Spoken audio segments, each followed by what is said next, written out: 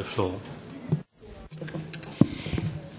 Good morning, dear colleagues. Congratulations to all of you, for those who were re-elected and for those who were elected.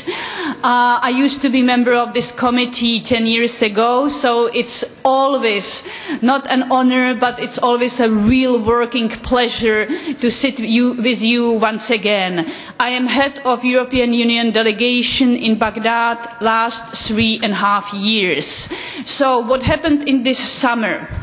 We have got a new state which covers 110,000 square kilometers, comprises of 12 to 15 million population, produces daily between 120 to 150,000 barrels of oil, which is able to trade it, runs enormous resources of grain, of water, and has its own economy. This state is called Islamic State.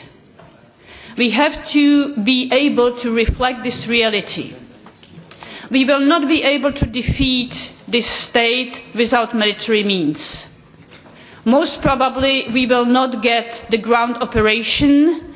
We will have airstrikes limiting and containing the state. But we will not defeat the state militarily. So the question is what to do with the state and how to defeat it. The key question is to support newly being created Iraqi government.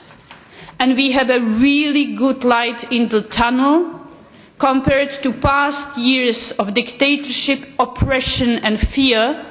Atmosphere in Baghdad has totally changed. And all key three components, Kurds, Shiites and Sunnis, are working hard to get a new government before the 9th of September, which is the constitutional deadline. Whatever me, us and you can do to empower this new government would be the way how to defeat ISIL. To do so, there is one component which feels more marginalized than the others, and this is the Sunni population. And the Sunni population is the population of Islamic State. We very often speak about tribes and about ISIL and about Sunnis. Unfortunately, dear colleagues, this is one entity. So to empower Sunnis, to engage them and to disengage them from IS is the key strategic point nowadays. You can play a very important role in it. The key issue for Islamic State is oil. I am sure, if not the key issue, is the first key issue. Whatever we can do, and you can do as parliamentarians, to come up with smart legal solutions on sanctions for whoever is trading this illicit oil, it's of utmost importance.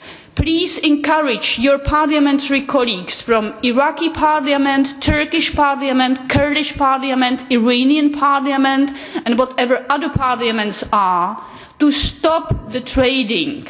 We have blocks of trucks. Some of them contain 5,000 trucks in one spot, and we have 5 places like this of illicit trading of oil. Unfortunately, we have European member states buying this oil. The price is $12 per barrel, which is profitable for IS. So oil sanctions is the first point where you can help. Please engage with the Kurdish parliament. Kurds desperately wanted to have referendum and independence. After the mere fact that Kurdish Peshmerga forces were minutes from collapse and ISIL was 24 kilometers far from Erbil, they realized that their country cannot be sustainable without international support.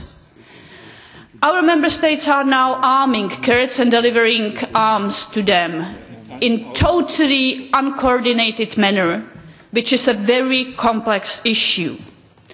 We have a dire humanitarian situation. We have 250,000 unprotected children. We have 650 schools which will not be able to be opened. We will not have a school year in Iraq.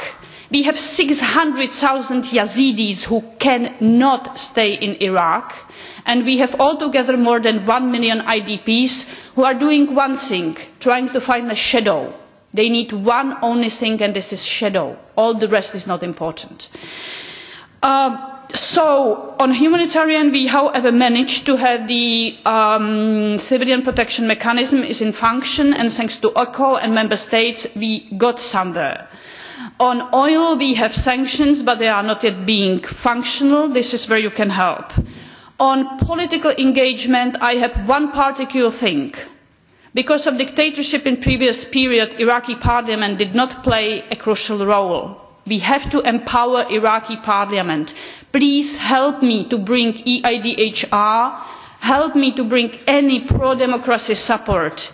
Iraqi parliament needs to change counterterrorism law, general amnesty law, debasification law. These are all crucial laws to make all Iraqi citizens to feel that they are equal members of one country. And this is where I really have a strong plea to you. Help me to work, help me to empower Iraqi parliament on legislation, on how to work, engage with them. And second, please, we will be bringing Sunnis to Brussels, people who are elected, so they are legitimate compared to Syrian opposition, and some of you know what I'm speaking about.